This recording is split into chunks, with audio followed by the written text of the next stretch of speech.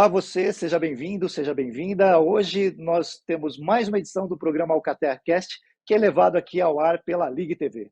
No programa de hoje, nós temos aqui um apresentador que vai virar convidado, João Henrique Faria, que vai falar para nós no quadro Cases e Causos. Boa tarde, João Henrique, seja bem-vindo. Fala, Nilson, tudo bem? Bom dia, boa tarde, boa noite, porque o pessoal pode estar assistindo a qualquer hora. Então, bacana estar aqui com você, Nilson, agora nessa função de contar um case, na verdade vão ser dois cases, para a turma que está aqui assistindo ao Alcateia Cast. Prazer estar aqui com você, Nilson, mas tem mais gente vindo aí logo depois de mim, não tem? Pois é, daqui a pouquinho a gente vai receber a Nerea Garcia, com quem a gente vai falar. A Nerea Garcia, a empreendedora do Ousadia Política, né? Uma cientista política que acabou se transformando numa estrategista de marketing político de grande valor e destaque no cenário nacional. Agora é com você, João. A Nerea é fantástica, uma pessoa que a gente tem convivido nesses últimos meses de uma forma muito sistemática, palestrante, vai ser professora lá da nossa pós-graduação em Marketing Política Eleitoral da PUC Minas, né, Nilson? Nilson também é professor dessa pós-graduação, eu sou um dos coordenadores, junto com o Odilon Gonçalves, e muita coisa boa vai sair nessa pós-graduação em marketing político eleitoral da PUC Minas, que as inscrições começam em dezembro, né? Então, gente, hoje nós estamos aqui para falar de campanha, né? Então, nós vamos falar de dois cases específicos. Um case é o case da candidatura a vereador em Belo Horizonte do Lúcio Bocão, e o outro case é de duas candidaturas, eleição e reeleição de Olavo Condé na cidade de Paracatu, em Minas Gerais. Então, essa vai ser a nossa conversa hoje, Nilson. Alcateia Cast. Cases e causos. Pois é, João Henrique, você estava me falando exatamente desse cenário. A gente falou ainda há pouco sobre o cenário de Minas, né? E eu tenho certeza de que foi uma campanha muito desafiadora essa do Lúcio Bocão. Você pode contar para a gente qual foi o grande desafio que você encontrou pela frente? O Nilson, a campanha do Lúcio, ela tinha alguns desafios. Havia alguns desafios lá fortes, né? O primeiro deles é que a Cabana não tinha eleito, que era o bairro dele, Cabana do Pai Tomás, o maior aglomerado de Belo Horizonte, o primeiro, né? Tem mais de 50 mil pessoas que moram na Cabana e nos bairros ao redor da Cabana, né? E nunca havia eleito um vereador sequer em 50 anos de existência. Essa campanha foi feita em 2012, mas ela é um marco. Como ela é um marco, eu gosto muito de contar esse case, mesmo sendo um case de 11 anos atrás, ele é muito representativo. Além de nunca terem conseguido eleger nenhum vereador, foi a primeira vez. Essa campanha também teve uma coisa muito importante, que foi o convencimento, a costura que foi feita, no sentido de que aquele batalhão de candidatos que o bairro e a região sempre lançavam, né, esse batalhão se reduziu. Né? Nós conseguimos fazer com que as pessoas entendessem que a comunidade precisava de uma representação na Câmara Municipal de Belo Horizonte, que o nome mais representativo era o do Lúcio, e que, em função disso, seria interessante que as pessoas abrissem mão da candidatura, não das suas lideranças, mas da candidatura, no sentido do apoio a alguém que pudesse vencer e, de fato, construir uma realidade diferente lá para a Cabana. E foi isso que aconteceu, o Nilson. E como é que foi colocado esse desafio? Porque, afinal de contas, quando você tem uma comunidade desse tamanho, né, por mais que ela esteja concentrada, com tantos representantes que tenham surgido, ainda assim deve ter sido difícil desmobilizar uma parte desses candidatos que gostariam de ter se lançado, não? Com certeza que sim. Eram 8 pré-candidatos, né, incluindo o Lúcio.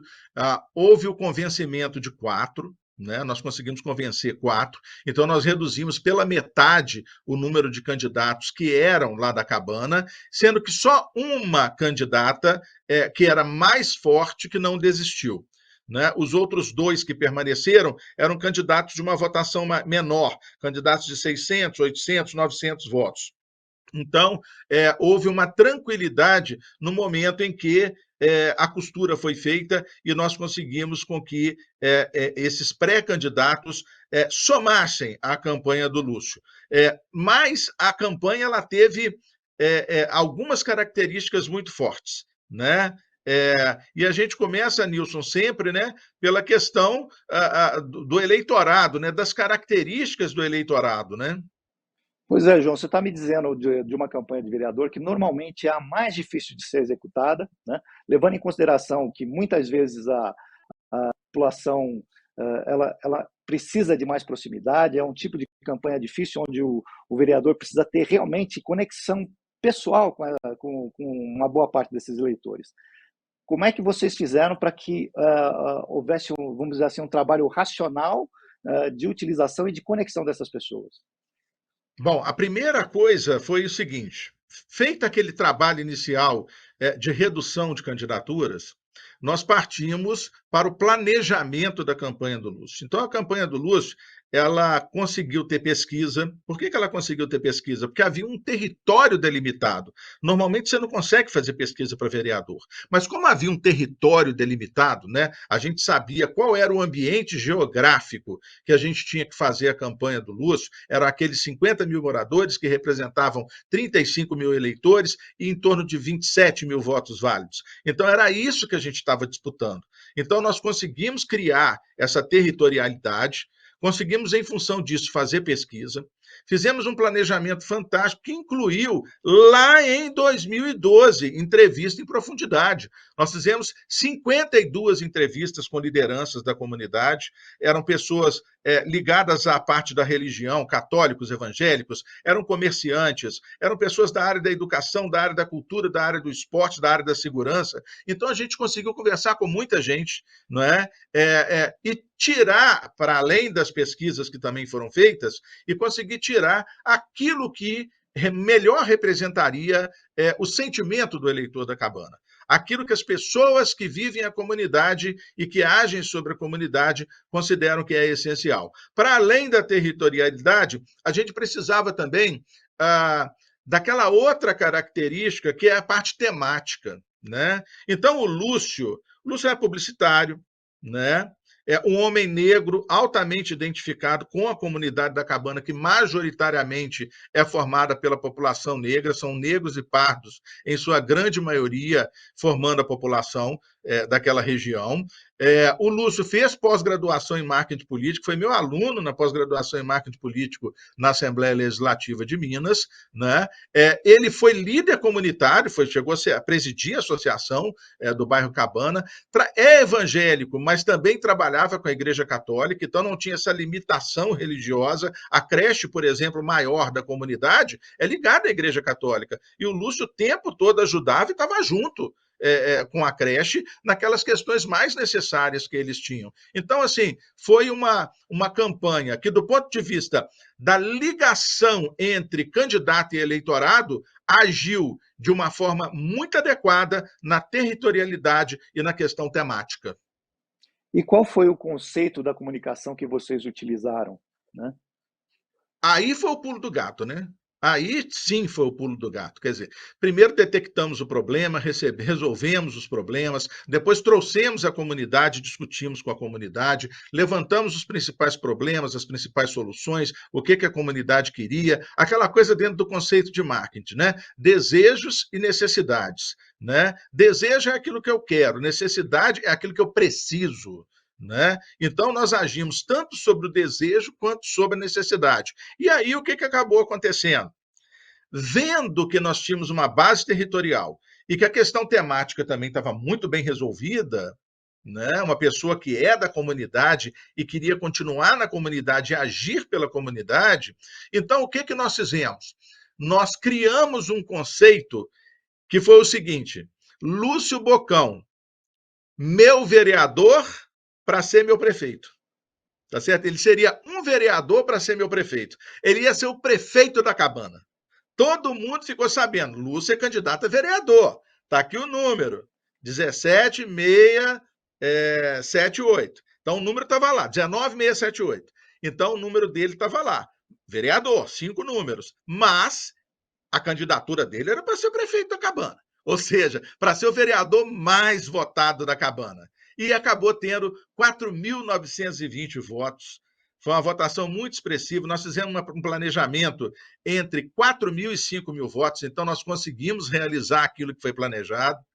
Tivemos um pequeno problema, que foi o fato de que surgiu um vereador, do nada, um candidato, que teve 11.000 votos. Foi uma loucura, né? O BIM da ambulância. E aí o Lúcio ficou como primeiro suplente. Mas 2 anos depois, houve a eleição para deputado federal.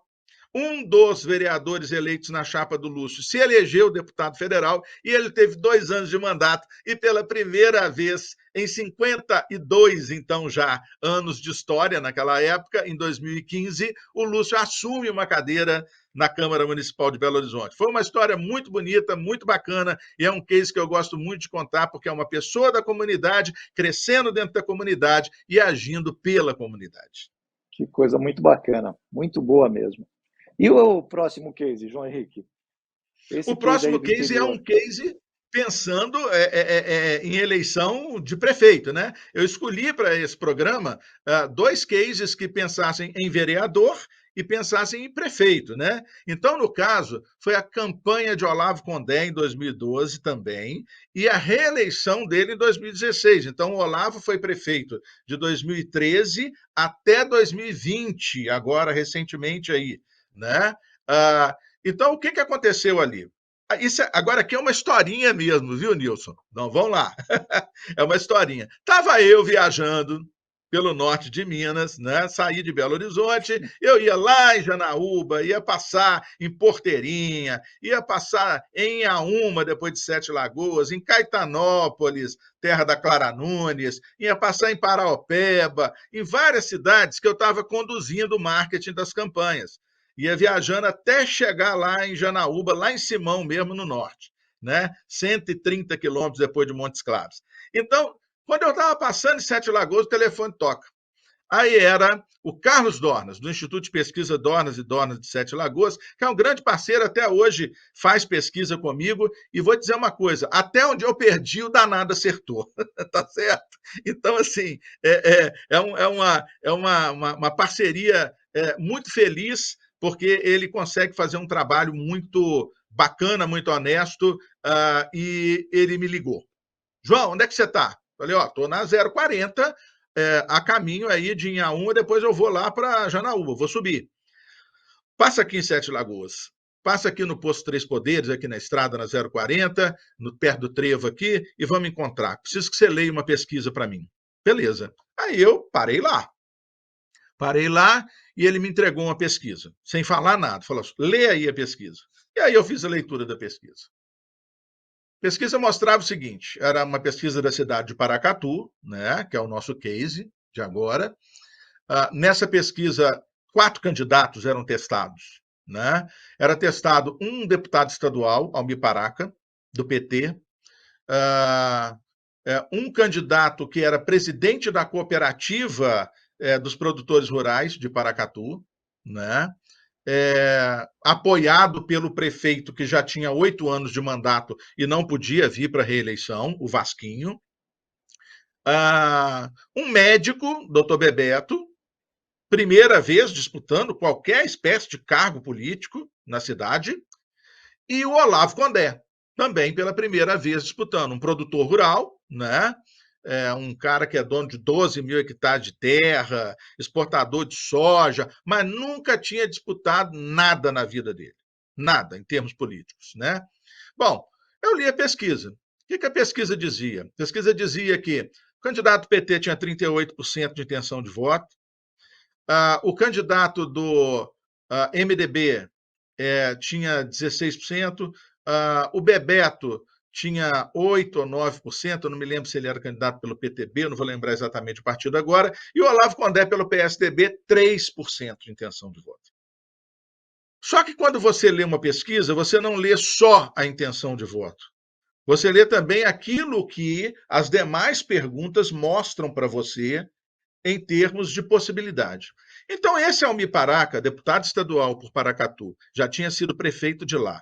Com 38% de intenção de votos, tinha 36% de rejeição.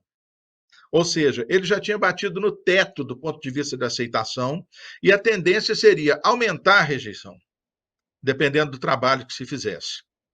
O segundo colocado, ele, com seus 16%, ele foi colocado para disputa, e eu falei isso para o Vasquinho depois, na eleição de 2016, o Vasquinho juntou com a gente, o MDB juntou conosco para a disputa. E eu fiz uma visita em 2014 ao Vasquinho, junto com Arquimedes Borges, que era candidato a deputado federal lá de Paracatu, e nós visitamos todas as lideranças e visitamos o Vasquinho. E nessa visita eu falei com ele: Vasquinho, quando você lançou o Edmundo para prefeito de Paracatu, você lançou para ele perder, rapaz. E aí ele riu e falou assim: que isso, João? Não fiz isso não. Falei: cara, você é política eucalipto. Política eucalipto não deixa nascer liderança nenhuma em volta, não. A liderança é só você e acabou. Nós brincamos outro dia com o Marcelo, né, nessa questão do político eucalipto, né, na entrevista que nós fizemos lá com o Vitorino, né, aqui para o Alcateia Cast. É verdade. E aí, eu falei com o Dornas. Isso. Aí eu falei com o Dornas: Dornas, essa eleição está entre o Bebeto e o Olavo. Você está ficando doido? Um tem 38%, o outro tem 16%. Pois é, mas o atual prefeito não vai dar poder e não vai dar corda para o candidato do MDB. O candidato do PT, que está com 38%, tem uma maneira simples de derrubar essa candidatura. Muito simples, mas muito simples mesmo. A povo falando na rua o seguinte: nós não podemos perder o nosso deputado estadual, porque se ele deixar de ser deputado estadual, quem entra é um cara lá de Sul de Minas, que é o primeiro suplente dele. Então era a coisa mais simples do mundo do ponto de vista de estratégia, derrubar a candidatura do cara que já tinha sido prefeito. Para que querer ser prefeito de novo? E para que fazer com que Paracatu perdesse durante 2 anos uma representação na Assembleia Legislativa de Minas, ou seja, alguém que era o interlocutor com o governo do Estado? Né? Nós não podíamos perder essa liderança. Então a gente, respeitando o cara, disse: olha, ele é muito bom, mas ele é muito bom lá na Assembleia Legislativa, não é bom ele voltar para a prefeitura aqui agora, não. E aí o adversário mesmo era o Bebeto, que era o médico. Né? E assim foi, Nilson. Nós conduzimos a campanha, era uma campanha de 90 dias ainda, né, em 2012. Então nós conduzimos da seguinte forma: a nossa estratégia foi de crescimento 3% por semana. De onde você tirou esse número? Era o número para conseguir a virada. O número era esse, o número mágico era esse. Era 3% para chegar com pelo menos 38%. Oi? Foi a pesquisa que trouxe esse número possível? A pesquisa que trouxe isso. Possível? A pesquisa trouxe isso. E à medida que outras pesquisas foram sendo feitas, nós tivemos Quali, nós tivemos Quant, várias Quali durante a campanha, medindo o programa eleitoral, as Quad para avaliar o programa eleitoral, porque Paracatu tem TV. Né? Então é uma cidade com TV, com rádio, e na época a TV era o forte. Né? Para você ter uma ideia, houve pesquisa que a gente fez lá que deu 23% de audiência para uma TV que normalmente dava traço. Né? Uma TV educativa e cultural que normalmente dava traço de audiência, no momento do programa eleitoral dava 23%. Então, veja só, o que eu fiz? Eu criei uma estratégia de crescimento de 3% por semana. Às vezes a gente crescia 2%, às vezes crescia 1%, às vezes crescia 5%, porque acontecia um fato político qualquer. Né? Um belo dia teve um debate, faltando 15 dias para a eleição, e nós já estávamos em segundo lugar, e o Bebeto em primeiro. Os outros dois já tinham caído lá para baixo. O deputado e o outro já tinham ido lá para o sal, tá certo? E aí estava o Bebeto e a gente, o Bebeto na frente, o Bebeto estava indo uns 12 pontos na nossa frente, mas a gente já tinha conseguido chegar a 21%. E aí o Bebeto estava com 33%, e aí teve um debate. E a turma falou: não, o Olavo tem que ir no debate. Eu falei: não, ele tem que decidir se ele vai ou se ele não vai. Nós estamos atrás. Se ele for, pode ser bom para nós, porque nós estamos atrás. Aí, 7 horas da manhã era o debate, o Olavo decidiu às 7 horas da manhã que não iria. E eu não estava na cidade, eu estava viajando porque eu estava fazendo outras campanhas. Eu ficava lá 2 dias, de 15 em 15 dias. E o resto tudo à distância, dando as orientações e com gente minha colocada dentro da cidade. Aí me ligaram e falavam assim: o Olavo não foi ao debate. Aí eu falei assim: beleza, hoje à noite tem programa eleitoral, vão descer o cacete no Olavo. vão colocar a cadeirinha dele vazia na hora do debate, vão dizer que ele fugiu, e algumas pessoas vão bater pesado demais. Eu quero esse programa, eu quero que vocês gravem e mandem para mim. Que aí eu vou dizer o que é que nós vamos fazer. E aí foi dito e feito, Nilson. Desceram o cacete, falaram, xingaram, usaram todos os impropérios que você puder imaginar. O que eu fiz? Eu viajei rapidinho para Paracatu, cheguei lá de madrugada, de segunda para terça. Terça-feira de manhã eu botei a família do Olavo toda sentada no sofá, a netinha dele no colo dele. E o Olavo fez o seguinte discurso: eu entrei na política para fazer coisa séria. Eu não entrei na política para xingar e nem para ofender ninguém. Essa aqui é a minha família. Minha família é uma família honesta. E eu não admito que ninguém ofenda ou xingue a minha família. Então é o seguinte, eu tenho só um compromisso com você, eleitor de Paracatu. Eu vou fazer uma campanha limpa, como tenho feito, não vou ofender ninguém, e se eu vencer, eu vou pensar em você. Porque você é família, igual aqui nós somos família. Moço, esse programa foi para o ar, nós ganhamos 7 pontos percentuais do programa ir ao ar para 2 dias depois, quando a gente fez a pesquisa. Nós saímos de 21% para 28%, e o Bebeto oscilou para 30%, ou seja, criamos um empate técnico, faltando 2 semanas para a eleição. Aí o curioso é, na sexta-feira, véspera de eleição, para a gente encerrar esse case, na sexta-feira, antevéspera de eleição, chega o Olavo, chega o vice dele, que era um médico, doutor Altino, para perto do QG da gente, eles param, e eu estava com uma pesquisa quentinha que eu mandei fazer no dia, 600 entrevistas com 5 perguntas só para saber como é que estava o quadro eleitoral, só número. E eu cheguei para ele e falei assim, viramos, nós estamos com 36 e o Bebeto com 33. Aí ele olhou para minha cara e falou assim, só? Filho de uma égua. Um trabalhão do cacete, botando 3 pontos na frente há 2 dias da eleição. Eu falei, só. Mas se nós estamos 3 dias na frente hoje, é porque nós estamos numa curva ascendente e quando chegar o dia da eleição, nós vamos estar 15 na frente.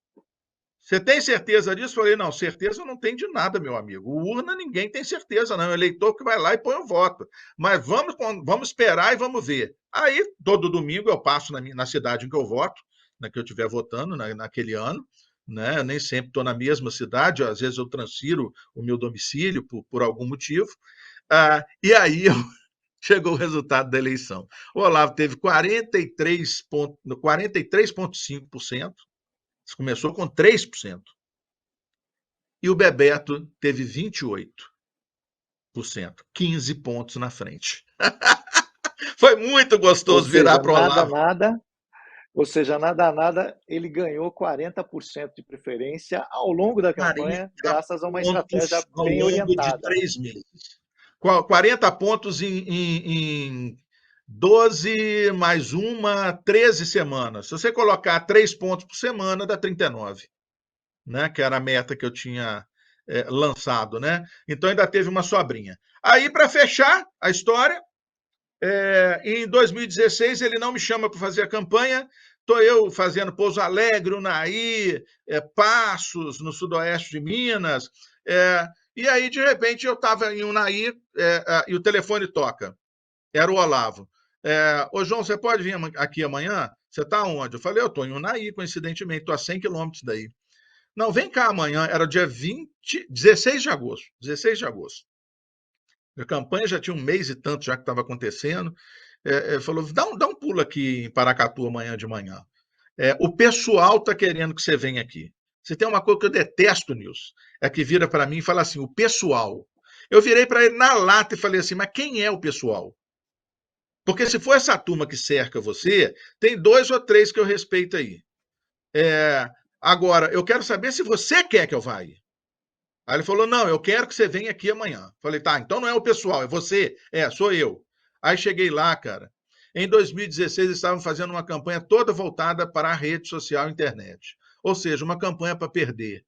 Se hoje você não pode fazer uma campanha totalmente voltada para a rede social e internet, você tem que fazer um mix de marketing.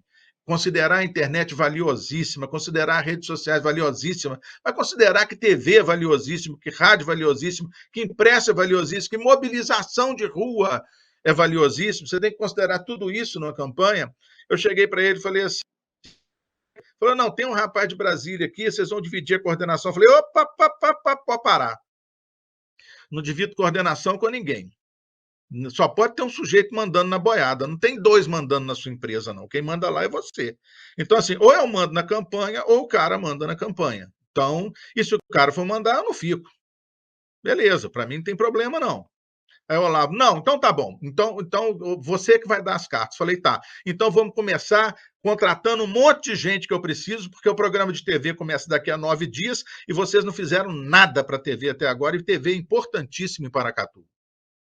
E aí foi que eles me mostraram uma pesquisa que estava dando para a Vera, que hoje é vereadora lá em Paracatu, a Vera concorreu com ele, ela estava com 33% e ele com 31%. Eu falei, não é possível que a Vera esteja com 33%, você com 31%, fazendo um governo tão bom como você está fazendo. Não tem condição. Está tudo muito errado o que está sendo feito na campanha, nós temos que mudar tudo. E eu mudei tudo. Mudei tudo na campanha, mudei as pessoas, mudei quem estava à frente, mudei a âncora de programa de TV, coloquei a menina que já fazia na eleição de 2012, a Lilian Darquier, que hoje está assessorando uma deputada na Assembleia Legislativa, uma deputada eleita lá por Paracatu. Enfim, eu mudei tudo. E aí o Olavo teve 55% dos votos e foi reeleito, com 55% dos votos.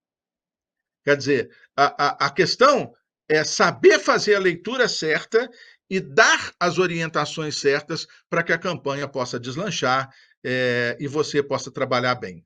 Só para fechar, Nilson, uma coisa muito importante de um cara chamado Olavo Condé, que falava nós vai, nós vem. Tá?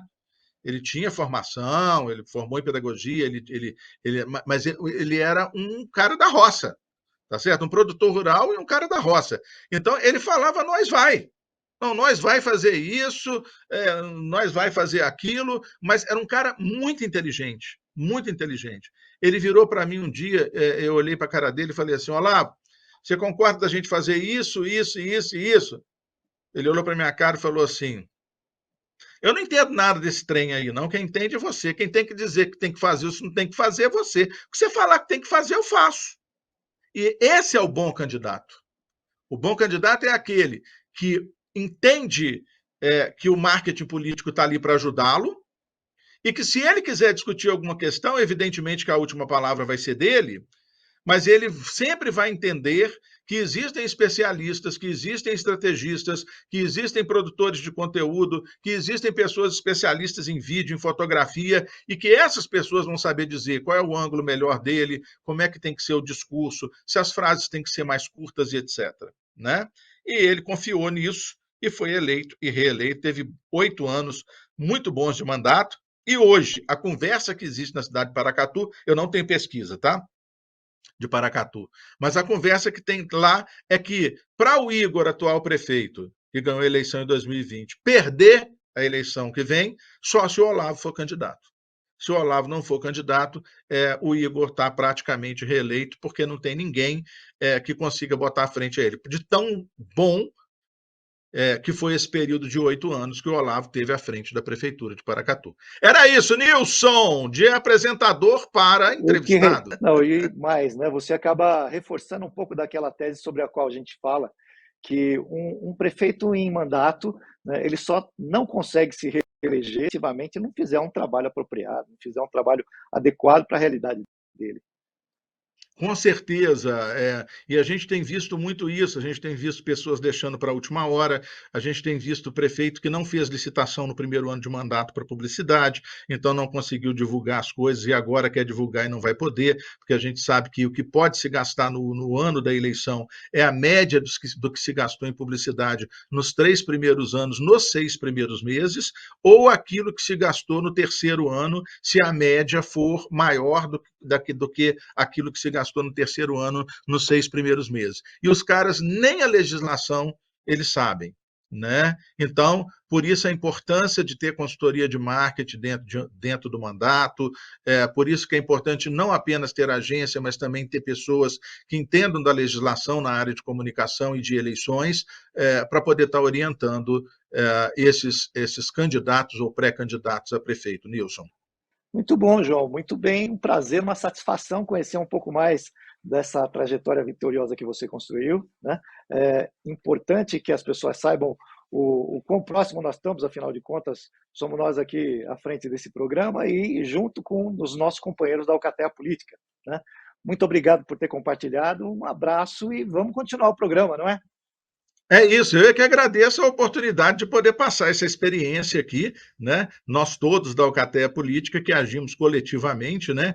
E sabemos da importância do trabalho de marketing para poder fazer uma boa campanha. Prometer eleição, nunca, mas prometer um trabalho qualificado, muita raça e muita vontade de vencer, sempre. Obrigado, João. Até mais. Até! E Nilson, o que é que vai ter no programa de hoje ainda, rapaz? Conta aí pra gente. Bom, hoje nós vamos falar com a Nerea Garcia, empreendedora do Ousadia Política, cientista política, que hoje é uma importante atriz dentro do contexto do marketing político no Brasil. Ela que tem experiência internacional, teve oportunidade de atuar na Espanha, atua também na América Latina, e seguramente ela olha para o Brasil com olhos de quem conhece outras referências e percebe o quanto nós temos sido felizes no desenvolvimento de técnica, de metodologia e até mesmo dos profissionais que estão atuando nesse mercado.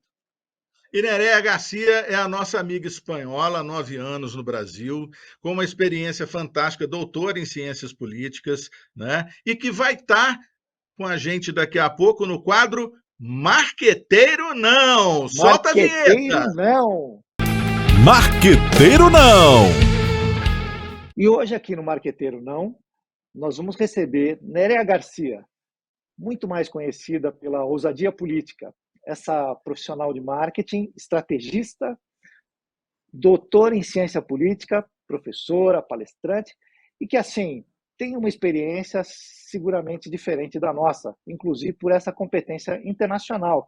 Nerea é espanhola, está no Brasil, veio para cá para estudar e efetivamente acabou mergulhando no nosso mundo político. Boa tarde, Nerea, seja bem-vinda. Boa tarde, Nilson. Muito obrigada. É um prazer estar aqui hoje no Marqueteiro Não. Me diz uma coisa, conta um pouco da sua trajetória, né? Nós já tivemos oportunidade de conversar, mas assim, eu gostaria que você trouxesse um pouco dessa sua trajetória para a nossa audiência, os nossos companheiros aí do mundo do marketing político, os entes políticos que têm disputado eleições ao longo desse tempo. Então, igual você falou, eu sou uma espanhola que lá em 2014 decidi vir aqui para fazer doutorado em ciência política na Universidade Federal de Minas Gerais e depois nunca mais fui embora. Aí eu formei no doutorado e comecei a trabalhar na área. Eu já tinha feito alguns trabalhos aqui no Brasil com consultorias pontuais, mas também na América Latina. Eu já trabalhei em algumas campanhas com grandes profissionais, né, como estrategista júnior, e decidi seguir caminho aqui, né? E aí começa a ousadia política, eu começo a me inserir no meio, conhecer grandes profissionais e começar a tocar campanhas e mandatos brasileiros. Me diz uma coisa, Nélia, você, pelo fato de você ser estrangeira, houve algum tipo de resistência em relação à experiência que você tinha? Olha, eu não vou mentir, assim, um pouco existe, né? Porque no começo as principais reticências eram assim, porque você não entende, porque a dinâmica aqui é muito diferente, porque não é exatamente igual ao que vocês costumam fazer. E no começo foi um pouco difícil até demonstrar que eu já tinha muitos anos aqui que de fato conhecia, né? Como que é a experiência política brasileira. Claro, cada lugar é um mundo e a gente sempre precisa se aprofundar, né? Não é o mesmo São Paulo do que um município no interior da Bahia ou no interior do Mato Grosso. Mas eu consegui, né, mostrar que estava tudo bem e que era capaz. Inclusive, o nome Ousadia tem um pouco a ver com isso, né? No fato de eu ter começado produzindo muito conteúdo na internet. Eu não sabia escrever português direito, né? Mas foi a estratégia que eu consegui encontrar para entrar no mercado. Porque, veja bem, na realidade é que eu quis começar sendo assessora. Mas eu bati nas portas dos gabinetes, enviei currículo e não teve sorte. E aí eu decidi, né? Falei, não, pronto, então eu vou ter que traçar um caminho né, para conseguir chegar lá onde eu quero. E aí o caminho terminou dando muito certo, que abri minha empresa de consultoria, né, e estratégia, e estamos aqui hoje. Agora me conta uma coisa, você disse que passou pelos gabinetes, teve a oportunidade de se oferecer para trabalhar como assessoria, assim por diante, e como é que esse contato foi acontecendo? Qual foi o feedback principal que você recebeu nessas oportunidades? Olha, o feedback que mais escutava aqui é por indicação. Tipo, não adianta, pode deixar comigo, eu vou até falar. Às vezes eu fiz até alguns processos seletivos. Quando eu fiz processo seletivo, cheguei muito mais longe, mas ainda assim, né, só aquela época, era 2017, processo seletivo não era algo tão comum ainda. Então, acho que me apresentei em 2 só. E aí consegui chegar até a entrevista final, mas eu não morava em Brasília, nem no estado, né, das vagas, e aí foi um pouco complicado. E a última vez que eu entreguei currículo foi quando eu fui na Assembleia Estadual de São Paulo, e lá, tudo gabinete que eu bati porta foi exatamente o mesmo, aqui só por QI, né? E aí eu falei, pronto, então, vambora, pode deixar que eu vou tentar o caminho por outro lugar, porque claramente minha estratégia tá errada, né? Entendi. Então quer dizer que foi de verdade foi a sua produção de conteúdo engajada que fez com que você efetivamente fosse reconhecida pelo mercado.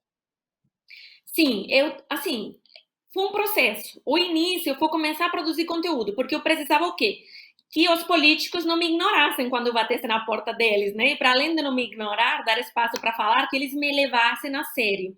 E como eu não era conhecida, meus estudos, por muito que eu fosse doutora, por muito que eu tivesse uma certa experiência na América Latina no mercado, isso para eles não era relevante de fato. Então, eu não precisava correr atrás daquilo que eles iriam dar valor. E era um momento que a produção de conteúdo estava, assim, começando a ser um pouco mais comum. E aí eu peguei esse bonde e comecei a produzir o conteúdo, só que é um processo lento e demorado, né? Porque só você produzir conteúdo não é suficiente. Aí depois você tem que começar a trabalhar, construir seu nome, as pessoas falarem bem de você, começar a te referenciar, porque teu trabalho é bom. E aí que está a minha virada de chave. A minha grande virada de chave é quando meus pares do mercado já começaram a conhecer meu nome, de pessoas que tinham trabalhado, que falavam de mim e que falavam positivamente. E aí, quando entra esse reconhecimento, o jogo começa a mudar para mim, em termos, né, assim, da empresa e de reconhecimento. Entendo. Agora, me deixa entender mais uma outra coisa. Além de ser estrangeira, não ser necessariamente nascida no Brasil, de alguma maneira, o fato de ser mulher pesou a favor ou contra o desenvolvimento do seu trabalho? Aqui, sendo bem honesta, tem duas questões, né? Quando a gente fala nessa questão de ser uma mulher no universo do marketing político, da política no geral. A gente sabe que política é um universo extremamente masculino. E muitas vezes as mulheres inseridas no mercado acabam sendo, não sei se a palavra seja menosprezadas, mas existe um certo entendimento, muitas vezes social, de que você está ali colocada, seja porque você é bonita, ou então seja porque se você é assessora, né, de um político, ou então você é a consultora, porque o político tem um outro relacionamento com você, ou um outro tipo de interesse. Então, de fato, ser mulher dificulta, né, um pouco o processo. Não é tão simples quanto. Às vezes a gente precisa fazer algumas coisas 2 vezes para conseguir chegar onde os homens chegam, né? E, para além disso, a gente também tem uma questão de espaço mais reduzida. Isso é uma realidade, não tem como negar. E não é porque as profissionais não têm alto nível. Tem grandíssimas mulheres profissionais aqui no Brasil. Mas, geralmente, né, o que a gente mais vê é homens. E a gente tem que quebrar um pouco esse ciclo. Então, ser mulher dificulta, em certa medida, tanto no exercício do trabalho com o cliente e com a própria equipe, a dinâmica, muitas vezes. Mas isso é algo que tem a ver também muito com a sociedade brasileira e o dia a dia. E, do outro lado, essa questão do âmbito, né, do networking, do mundo já mais entre pares. Entendo. E no caso específico, um estrategista, né, eu imagino que naturalmente muitas dúvidas pairem em torno da reputação, do desenvolvimento do trabalho.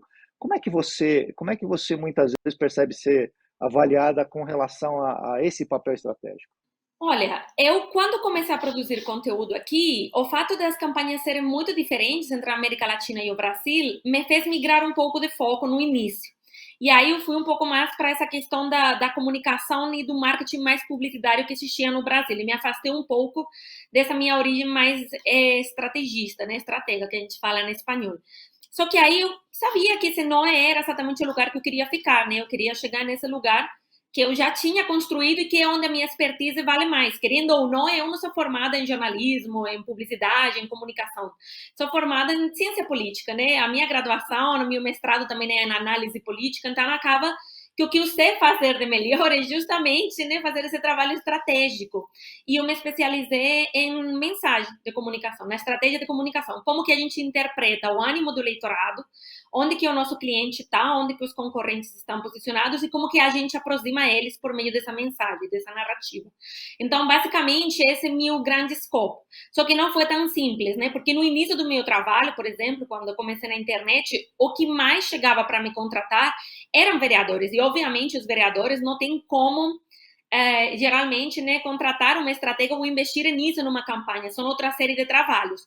Só que aí, construindo esse nome, pouco a pouco, fui conseguindo escalar esse meu produto. E acho que outras coisas que também me ajudaram aqui, já estando no Brasil e já sendo mais conhecida, por exemplo, é a campanha da Colômbia, né? O fato de as pessoas verem que eu estava lá trabalhando, que eu estava com vários congressistas, né, deputados federais, fazendo um paralelo assim, ainda que não é uma federação, que foram eleitos, enfim, eu acho que isso também ajudou a que as pessoas começaram a enxergar que, de fato, o meu lugar era um pouco mais para lá, né? E aí até minha própria produção de conteúdo e as minhas palestras em evento migraram um pouco o foco, né? Para começar a acompanhar isso e não gerar um certo ruído. Mas, de início, eu não tinha como começar dando pulo ali, né? Porque eu não ia conseguir, né? Captar clientes nesse registro que quisessem, de fato, esse serviço de estratégia.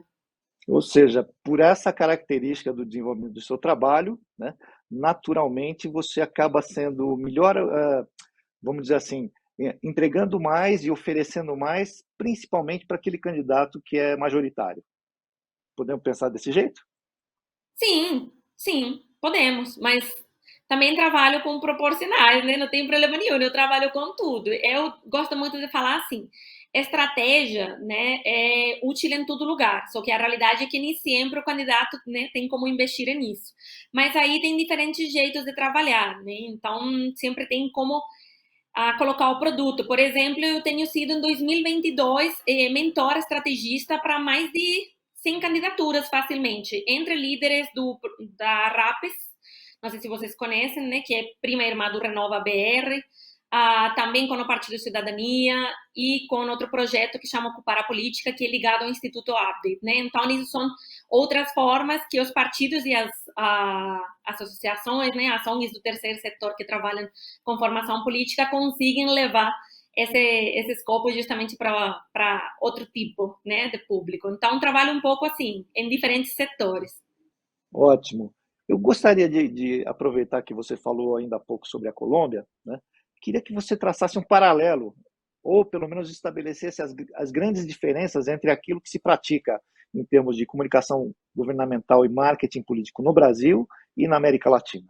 Olha, a primeira diferença que a gente pode falar, mas que agora no Brasil cada vez mais está acontecendo, é que lá, desde há muito tempo atrás, as campanhas eram mais, como dizer, tem uma estrutura, o grande estrategista, que ali ele faz seu trabalho e depois tem os diferentes ramos, né? Não é o publicitário, marqueteiro, o grande publicista que faz tudo, o estratega, como acontecia aqui no Brasil, né? Que a gente pensa nos nomes assim de há uma década atrás, tipo Duda, Mendoza, por exemplo, né? E eles eram os estrategistas, mas também era quem fazia a própria peça para televisão, o publicitário como tal, né?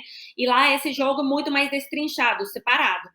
Então, hoje em dia a gente está vendo esse movimento, mas lá já era muito claro. Isso de um lado que diz a respeito da dinâmica, né, do trabalho, da equipe, que é muito setorizado. Cada um tem sua parcelinha de trabalho. Inclusive, quando eu tenho sido estrategista júnior, né, justamente sobre isso. Você está em um escopo de trabalho bem específico, junto com aquele cabeça de pensamento, mas que não é quem faz, de fato, né, a transformação da estratégia em uma peça comunicacional, né? Falando assim, em termos gerais. E aí depois tem a questão, falando na Colômbia propriamente, das diferenças culturais, da diferença do ritmo da produção de conteúdo na internet, porque 2017, por exemplo, se a gente pensa, né, ou em 2022, por exemplo, o nível de desenvolvimento da internet era bem diferente lá. Por exemplo, a gente tinha muita dificuldade para conseguir encontrar gestores de tráfego, algo que aqui já era muito comum após 2018, né? Então, 2020 e 2022 já era algo que tínhamos superado e lá não. A produção de conteúdo também era muito mais tranquila, não é nesse ritmo acelerado. A gente tem visto campanhas de deputado estadual em 2022 produzindo 3 peças de conteúdo no dia, coisas que muitas vezes na América Latina você não vê nem na própria presidencial, né? O ritmo é um pouco mais demorado, ainda que agora está começando a se aproximar. E aí também tinha a questão das diferenças do próprio sistema e culturais, né? Sei lá, a Colômbia, por exemplo, tem um sistema de lista misto, então tudo bem, né? Tem lista fechada do partido e tem candidaturas que se aproximam mais do modelo brasileiro. Mas quando você está trabalhando em uma lista fechada, por exemplo, a dinâmica é bem diferente da que a gente tem aqui no Brasil, por exemplo, né? Que a gente trabalha em prol de um candidato especificamente, construindo a sua reputação e a sua estratégia. Então, tem várias nuances, mas o melhor de tudo é que sempre tem como pegar, né, o melhor de cada lugar e com isso conseguir incentivar. E ali também tem uma questão que o brasileiro também tem, né, mas é de criatividade, de muitas ideias, de escopos diferentes e que você consegue ter, assim, insights, né, muito enriquecedores por causa disso. Inclusive, eu recomendo todo mundo que trabalha na nossa área acompanhar material, né, de outras campanhas para conseguir ver, captar ideias, o que está sendo feito por ali e o que pode ser interessante para a gente. Entendi. Agora, quando você fala de campanha para uma lista mista, fechada, né, nós podemos talvez estratégia que diga respeito a, por exemplo, vender o partido. A gente vende o partido quando faz uma campanha como essa, vendendo lista? Sim. A gente vende o partido, mas para além disso também vai depender das características do país, né? Porque, por exemplo, o partido não é algo tão estruturado na Colômbia quanto na Espanha, por exemplo, se falamos assim. Então, na Espanha, a venda é majoritariamente do partido. Já na Colômbia, ainda que seja a venda do partido, tem ali umas certas figuras, né, que são trabalhadas com um personalismo ainda assim implícito. Claro, não é igual aqui, porque você tem que dividir, né? Mas sempre tem ali 3, 4 da lista, né, que costumam ser os primeiros, que tem essa força, né, que a gente vai trabalhar mais na frente. Perfeito. E assim, na sua opinião, o que é que a gente deveria estar aprendendo com a Espanha ou com a América Latina em termos de comunicação política? Olha, eu vou te falar uma coisa, o mercado brasileiro, em termos de comunicação política, é um mercado brilhante, um mercado muito bom. Tanto que a gente vê, né, que os marqueteiros brasileiros vão para campanhas em toda a América Latina e na Europa. Agora a gente está vendo isso na Argentina, por exemplo, né? Então, claramente, brasileiro está muito à frente, isso é uma realidade. Mas sempre tem, né, como a partir de algumas questões específicas, de alguns insights, a gente exportar algumas coisas. Por exemplo, na Espanha tem peças de transformação da estratégia em material muito brilhantes, muito boas. O Partido Espanhol Podemos, lá em 2014, ele fez uma campanha muito boa, brilhante, assim, em termos, né, de peça publicitária. Teve trabalho de rede social, teve trabalho de televisão que eram bem interessantes. E são spots também, muitas vezes, como não estão tão ligados ao político em si, é um tipo de material de propaganda muito ligado com o foco na pessoa. E isso é algo que hoje em dia está transitando, por exemplo, no cenário brasileiro, né? Cada vez é mais sobre os outros e não tanto tendo a ver com o político, né? Por exemplo, na Espanha não é igual aqui, que no horário eleitoral gratuito, tudo bem, tem uma parte que aparecem, né, pessoas, cidadãos falando, eu lembro daquela peça, né, da Dilma falando sobre, acho que era o Bolsa Família, né, e alimentação, que justamente era uma Sim. família, uma mulher contando essa história, né, e depois é a parte onde o político chega lá e fala e expõe. Lá na Espanha isso não existe. O material inteiro é o povo falando, e aí máximo me aparece no final o candidato, né, alguma coisa assim. Então, esse tipo de material acho que é interessante, sobretudo para adaptar para a rede social, por exemplo, né, algumas linhas estratégicas. Agora, na hora que você fala principalmente da questão do digital, da rede social e assim por diante, você, de alguma maneira, acredita que haja a possibilidade de vencer uma eleição usando apenas e tão somente o marketing digital? Olha, eu acho que isso é algo que a gente tem que deixar muito claro para quem nos assiste, seja do próprio mercado ou seja porque quer ser candidato. Existem candidaturas muito diferentes. Existem candidaturas que se elegem sem fazer praticamente nada no digital ou com um trabalho, vamos categorizar assim, fraco ou não tão, né, fazendo tanto uso, e está tudo bem, né, porque a sua capacidade, o seu perfil é de mobilização e ele consegue mobilizar territorialmente. E do outro lado, a gente também vê aquelas campanhas que são 100% digitais, né, que eles não têm essa mobilização de território, mas eles têm essa mobilização online. Então, eu acho que a gente tem que entender que existem realidades diferentes. Claro, outra coisa é o peso que a rede social está tendo a cada dia, né? E não só a rede social, aplicativos de mensageria instantânea, né? Se a gente não quer conceituar eles como rede social. Então, isso significa que é mais um canal, né? E que o importante é você usar o canal de forma estratégica para você levar a tua mensagem. Isso tem muito a ver com o teu público. Então, a rede social é a cada dia mais importante porque a cada dia tem mais pessoas, mais público nela. Mas isso não significa que necessariamente só quem usa a internet vai se eleger. Isso depende muito de quem que é o nosso cliente, quem que é o seu público. Então, vale a pena sempre levar isso em consideração. Muito bem. Nerea, eu conheci você basicamente desenvolvendo um trabalho estratégico para um Partido Socialista Brasileiro, o PSB, não é? Você continua, eu imagino que você continue desenvolvendo alguma coisa para eles, né? Como é que é essa perspectiva? O que você está vendo pela frente aí para o ano que vem? Olha, eu vou te falar uma coisa. Para o ano que vem, eu acho que vai ser uma eleição bem interessante. Acho que vai ser uma eleição que vai determinar, assim, qual que é o jogo, de fato, político, né? Porque a gente teve uma eleição de 2022 muito dividida, de fato. Lula ganhou, né?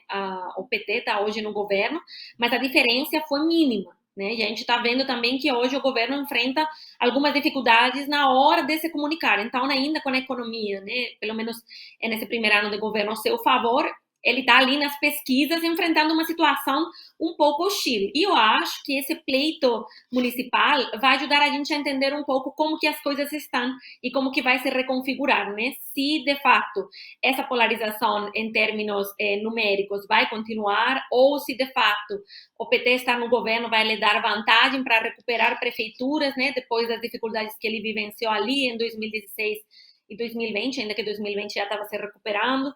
Então, acho que em termos, né, de esquerda e direita, é um pouco o momento que a gente vai ver como que as coisas estão, porque eu acho que ainda é cedo, né, para a gente querer definir como que estão as coisas. Mas, para além disso, eu acho que o que com certeza vai fazer, assim, de fato, muita diferença é que a produção, a aceleração do conteúdo, com certeza vai estar bem alta. Então, eu acho que nas majoritárias especialmente, né, e nas cidades maiores, ainda que isto é algo que já está acontecendo em todas, vai ser ainda mais exaustiva. E isso vem a dizer sobre a importância de ter uma boa equipe de comunicação, né? Que você vai precisar braço para dar saída para esse material. Muito bem. Caminhando aqui para o final da nossa conversa, Nerea, eu gostaria que você deixasse um recado aqui para a nossa audiência, os nossos colegas da comunicação política e marketing governamental e também para os entes políticos, tanto os majoritários quanto os proporcionais, sobre coisas que seriam importantes para já quem almeja uma vitória na eleição do ano que vem, já se preparar. Quer me dizer, por favor? Claro, a primeira seria para falar diretamente com os políticos. Não esperem para junho, julho para começar a trabalhar, porque isso significa que você não vai chegar pronto. A população é muito desacreditada, isso é algo que não vem mudando, isso vem se mantendo uma constante.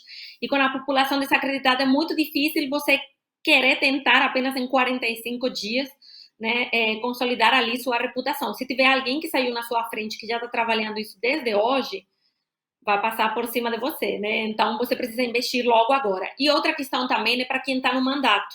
Não adianta com fazer um bom trabalho, você também precisa comunicá-lo. Então, não se confie dizendo, olha, eu estou fazendo um ótimo trabalho aqui, com certeza isso vai garantir a minha reeleição, por exemplo, no caso dos prefeitos, né? Ou até do próprio vereador. Não, você precisa garantir que isso de fato está acontecendo. Então, faça um diagnóstico. As pessoas sabem o que você está desenvolvendo, como que está a sua avaliação, é positiva, é negativa, como que está o panorama ali na tua cidade. Investa nisso, é fundamental. E aí não é só em comunicação, mas também na estratégia, né? Porque comunicação sem estratégia é só ruído antes da derrota, né? Ou então querer jogar na Mega Sena, que eu chamo a Mega Sena eleitoral. Alguém tem que ganhar. Se todo mundo tiver muito ruim, capaz que você sem estratégia, né, consegue. E do outro lado, para meus colegas profissionais, bom, eu acho que, assim, o grande recado que eu posso deixar para eles é relacionem-se, façam networking. Na minha carreira fez toda a diferença, então invista nisso, não tenha medo, mande direct, converse com as pessoas. Quando você vai em um evento, por exemplo, que tem outros nomes, não fique só sentado na cadeira escutando, vai lá, troca ideia, se apresenta, né? Vai para os encontros, para as confraternizações, happy hour, almoços, enfim, todas essas coisas. E uma outra questão que diz a respeito da nossa responsabilidade dentro do pleito eleitoral. Eu sou cientista política, então democracia para mim é algo que forma parte, né, da minha essência do que eu defendo. E a gente está cada vez mais caminhando, né, para cenários onde a tecnologia consegue fazer coisas, né, que podem colocar as campanhas em certos entraves, como, por exemplo, a inteligência artificial, fake news, enfim, coisas que a gente já tem visto e que até hoje não tem regulamentação. E é importante que nós, profissionais da área, né, consigamos entender que não é apenas sobre meu cliente ganhar, é também sobre o que eu estou acrescentando ou fazendo pelo bem ou pelo enfraquecimento, né, não sei a palavra ao certo, pela fragilização da democracia brasileira, né? Então, eu acho que esses são meus dois grandes recados para os profissionais. Muito bem, Nerea. Foi uma satisfação, um privilégio de verdade receber você aqui, né? E para a gente fechar o programa, eu vou te convidar a dizer marqueteiro não, né? Vamos lá, juntinhos aqui? Vamos. Pode ser? Vamos lá. 1, 2, 1, 2, 3. Marqueteiro não. Não. Vamos tentar de novo aqui? Vamos. Sim. 1, 2, 3. Marqueteiro não.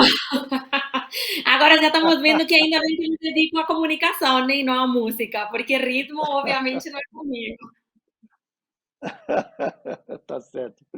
Muito obrigado mais uma vez. Uma satisfação receber aqui você, Nerea. Já fica o convite para uma próxima oportunidade, onde a gente vai ter a chance também de conhecer um pouco mais a respeito do seu trabalho, tá bom? Um grande abraço. Prazer ter você aqui no programa. Forte abraço. O prazer foi meu. Um abraço. Até mais. Até mais. Alcateia Cast.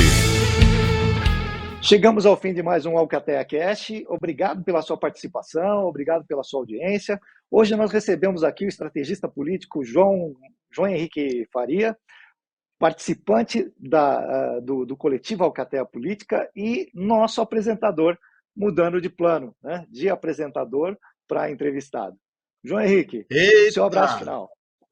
Não é fácil não, viu, Nilson? Sair dessa aí de apresentador, que é mais facinho para vir para entrevistado, não é mole não. Então, gente, obrigado demais pela audiência. Vocês sabem que o programa fica lá no YouTube. Quem não conseguiu assistir na quinta-feira, às 9 da noite, pode depois assistir no momento em que tiver um tempo. Vai ser interessante isso. Vão ter os cortes também, mais curtos do programa, para serem divulgados para vocês. E eu queria agradecer demais, agradecer a Nerea Garcia, que foi entrevistada pelo Nilson no programa de hoje, figura fantástica, parceira, gente boa demais, inteligentíssima e que a gente quer sempre ter do lado da gente, tá bom? Um grande abraço para todos vocês. Alcateia Cast é um programa da Alcateia Política na Ligue TV. Ligue TV.